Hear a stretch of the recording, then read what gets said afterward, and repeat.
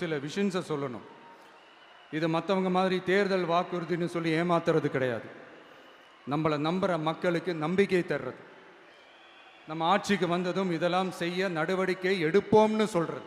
Delta விவசாயிகள் சமீபத்தில் கூட உரத்தட்டுப்பாட்டை சந்திச்சிங்கல்ல. சில பேர் உரத்தை பதுக்கி வச்சு அதிக விலைக்கு விற்றதா நியூஸ்லாம் கூட வந்துச்சு. நம்ம டிவிக்கு ஆட்சி வந்ததும் உரத்தட்டுப்பாடு இல்லாமல் பார்த்துக்குவோம். 5 ஏக்கர் வரை நிலமுள்ள விவசாயிகள் வேளாண் கூட்டுறவு வங்கிகளில் வாங்கிய பயிர் கடன் முழுமையாக ரத்து செய்வதற்கும் 5 ஏக்கருக்கு மேல் உள்ள விவசாயிகள் வேளாண் கூட்டுறவு வங்கிகளில் வாங்கிய பயிர்க்கடன் 50% வரை ரத்து செய்வதற்கான சாத்திய கூறுகளை ஆராய்ந்து உறுதியாக நடவடிக்கை எடுப்போம்.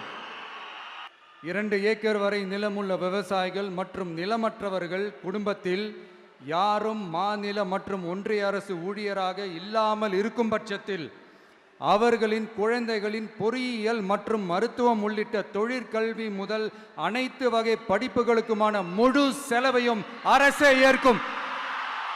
விவசாயிகளின் விருப்பத்திற்கு எதிராக எந்த திட்டமாக இருந்தாலும், ஒன்றிய அரசின் நெருக்கடியே இருந்தாலும் அந்த திட்டத்தை உங்களுடைய டிவிகே ஆட்சி முழுமையாக நிராகரிக்கும்.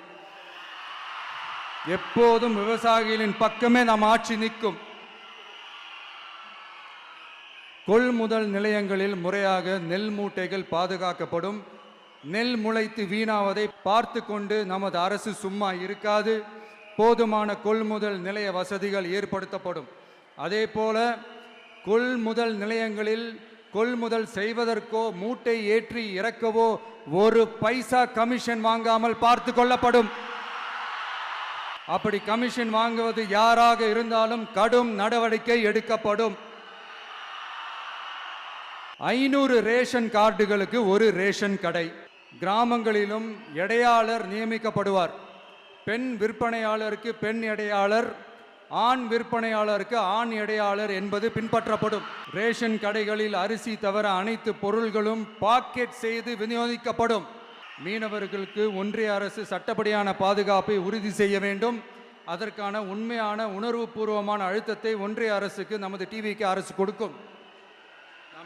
நான் மீண்டும் சொல்றேன்.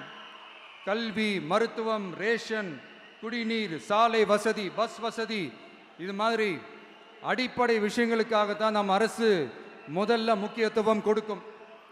எனக்கு நம்மளோட குழந்தைகள், நம்ம பெண்கள், நம்ம இளைஞர்கள் லைஃபுக்கு முன்னுரிமை கொடுக்கணும்.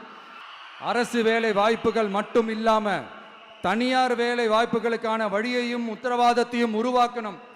அப்படி நாம் உருவாக்கிட்டாலே அவங்களுக்கான ரூட்டை நம்ம இளைஞர்கள் அவங்களே தேர்ந்தெடுத்துப்பாங்க. இத்தனை கோடி அத்தனை கோடி ஒப்பந்தம்னு சொல்லி விளம்பரம் மட்டும் செய்யாம உண்மையான ஒப்பந்தம் போட்டு வெள்ளை அறிக்கை வெளியிட்டு அதை செயல்படுத்தினாலே போதும், எல்லாம் தன்னாலே நடக்கும்.